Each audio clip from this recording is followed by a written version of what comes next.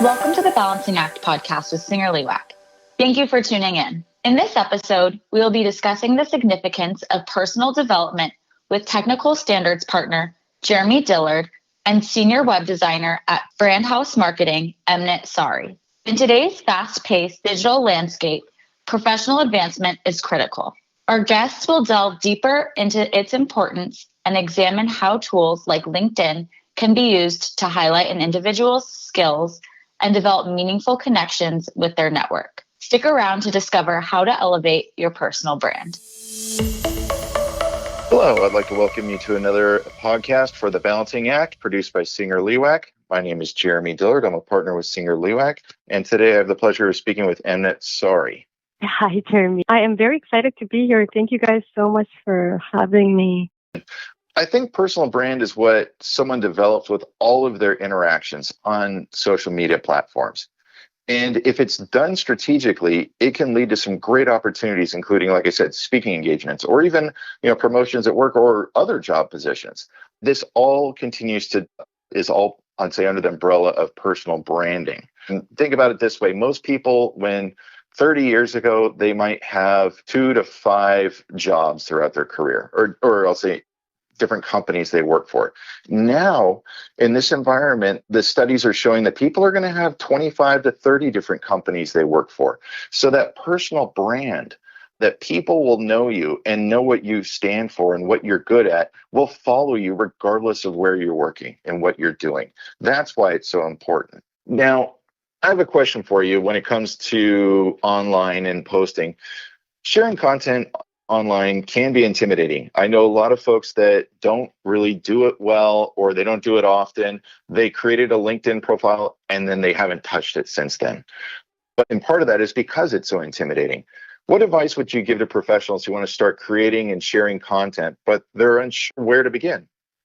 I would say just start small steps. Take a small step. Start where you can start.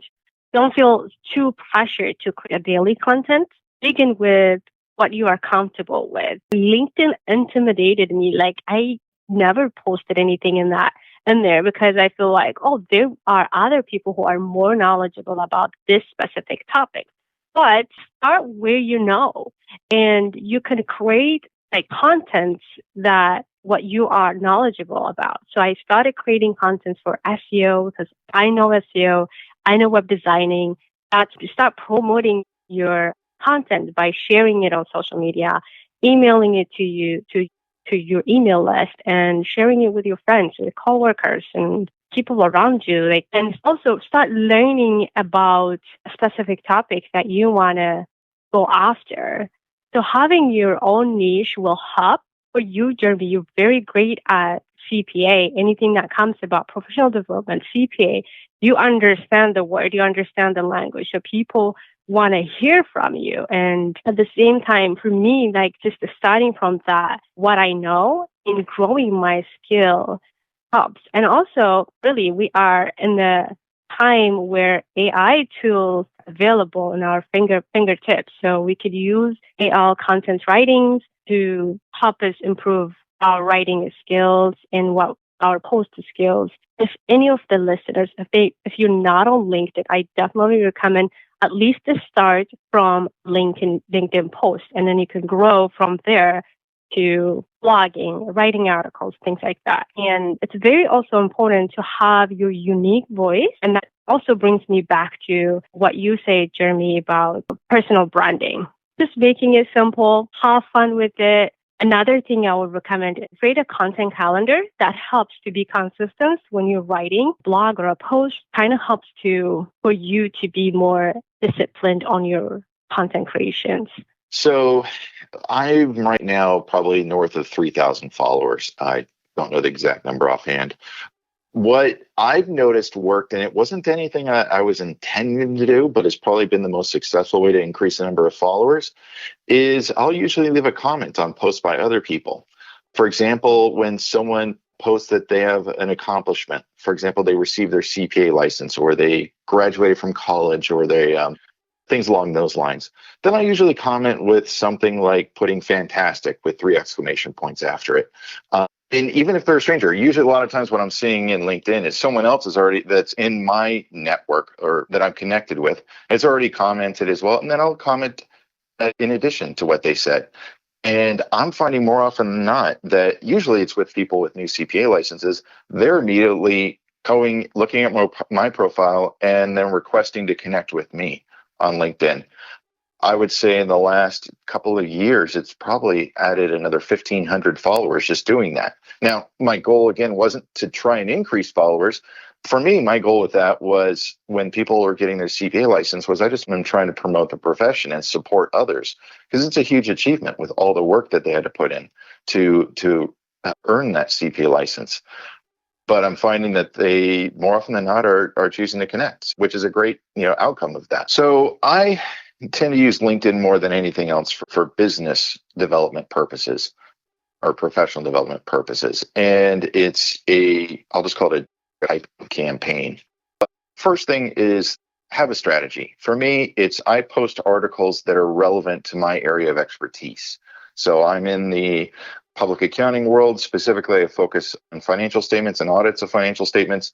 So if I see an article that is relevant to those topics, then that's what I'll post. Now, as far as finding the articles, I've had other CPAs come up to me and or I'll say they're asking where I'm getting all the content that I'll post on LinkedIn. And the starting thing is I use news aggregators. So, for example, the AI CPA will send an email once a day that maybe has 15 different snippets of little articles. And some of them may not, or most of them probably aren't going to be relevant to my area of expertise. But there might be one or two. And I have 2 or 3 of those news aggregator emails that I receive every morning. So I'll find the interesting articles and then I'll copy the link to the website where that article is posted. I'll copy that link and post it or paste it, I guess, into LinkedIn. And I do that in the morning. Latest I try and do that is 9 a.m. It's just a trick that I learned from someone who was a marketing expert years ago who mentioned, look, most people right now are checking LinkedIn in the morning. They get into the office, they turn on their computer, then they grab a cup of coffee and they maybe go to LinkedIn and see if there's anything interesting. So I found that I will post those articles in the morning and as people are starting their workday. And depending on the article, sometimes I'll get 300 impressions. Some of them might get 4,000 impressions if it's a more important or newsworthy article. But I found that was great because what's happening is by taking that drip, drip, drip campaign of posting on LinkedIn, every morning I have those 3,000 followers that when they open up LinkedIn in the morning, there's a good chance that one of my posts is going to be in the top 5 or 15 that they see on the main page of LinkedIn. Yeah, that's wonderful. You have over 3,000 followers. I am going to start posting my LinkedIn post early in the morning. That is a great tip. Thank you, Jeremy. What are some effective ways professionals can continuously improve their skill and remain relevant to their respective industries? Well, this is a challenging one because the pace of change is so rapid. And someone scared me when they first said this a couple of years back, but they would say the pace of change is never going to be slower than it is right now. So when you think about it, it's only going to get quicker, right? So when you think about what your strategy is for your area of expertise, for your maintaining, relevant in your profession, develop a strategy first of all that focuses on that area of expertise, and then start attending trainings in that area. Now, chances are you're probably already doing that with your job. They're already sending you to trainings a couple times. If not, that's fine. You can still, there's so many online resources and things are available where you can learn more. The goal here is to become an expert. The more you can get to be recognized as an expert, it's going to pay dividends. One of the ways that I found worked really well for me was volunteering in my profession. So I've been volunteering in the CPA profession for about 15 years. And those volunteer appointments at first, very low profile type of committees. However, over the years, I continued to do well. I continued to really make an effort to do the best I could in those volunteer appointments. And they've gradually led to higher profile positions. So at this point, I'm now viewed by some as a national expert for accounting and assurance matters. And that can lead towards people that at other firms contact me when they have a complex area and they need help. Sometimes they will refer clients to me. Sometimes this also leads to public speaking engagements at conferences and things like that. So all these things will help remain relevant and continue to improve my skills by taking that type of approach. Wonderful, because being relevant is very important for other people to find you, and then being consistent, then people know you. That's your brand. So how can you professionals leverage online platforms to expand their network and from meaningful connections? So with networking, just start with the simplest, the networking organizations that are in your local marketplace.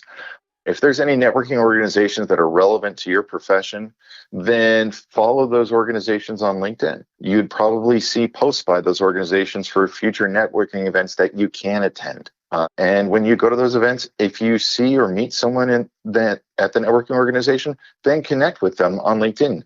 But use a personalized message like, I had a great time meeting with you at last night's event and would be interested in meeting for coffee if you're available. Something like that. Don't just go with the standard, I would like to connect with you. That's not going to get their attention too often. And the whole point of this is you want to be very intentional with your efforts here.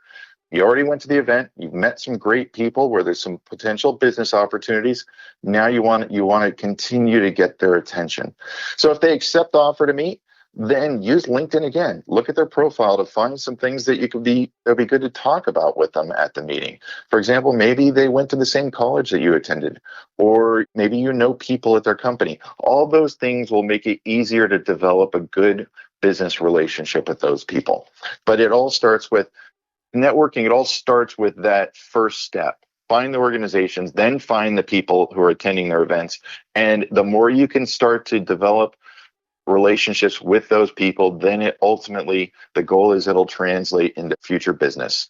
Yeah, excellent. Are there any common mistakes individuals should avoid when working on their online presence and personal branding? Absolutely. And this is huge. Again, you want to have a strategy and stick to it and be very intentional with what you're doing. So first thing is avoid posting anything on social media that might possibly be viewed as controversial, or simply put, that you're going to regret later. And that could include taboo topics like politics or sports or maybe other cultural issues. Now, keep in mind, the goal on LinkedIn and these types of platforms is to get the most number of people to like your post. And so you don't want to put something where half the group say it's related to politics and half the audience is going to immediately ignore it. And they may even not, they would want to unfollow you in some cases. So be careful in what you post and where you're posting it.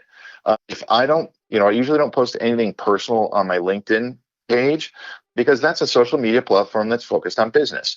I save those personal posts about my life or my family for my Instagram account. So if you follow those kinds of guardrails, that'll help drive the best results possible with business platforms like LinkedIn. What are your thoughts about what professional development and online visibility trends do you think we're going to see in the future? The time is changing a lot. One thing AI cannot create is that personal touch. So personal branding will be becoming more important than ever as people compete for jobs and opportunities in the digital age. Professionals will need to develop a strong online presence and create content that showcases their expertise and skills. Absolutely. And one thing I'd piggyback on that as well as we're seeing is people are just thinking that AI is going to do everything for them. So, for example, they think I need a social media post about topic X, and I'll go to ChatGPT and I will have them develop my post. If you're going to use AI, I would absolutely caution you on you got to critically review whatever's being created by that artificial intelligence, because at the end of the day, you and your personal brand is going to be held responsible or accountable for the outcome. So I absolutely, totally agree with you. AI is probably where the future is going, but there's some caution that needs to be exercised when using it. Well, Emnet, thank you so much for your time today. I absolutely love talking with you, and I hope our listeners found this to be useful. Yeah, thank you so much, Jeremy. I appreciate your time. I learned so much from you.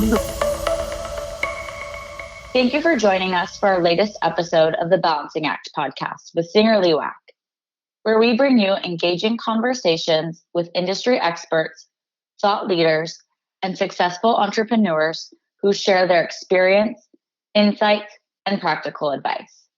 A new episode is released every second Thursday of the month, so don't forget to subscribe or follow us on LinkedIn to stay up to date. Thank you for listening, and we hope to have you back for our next episode.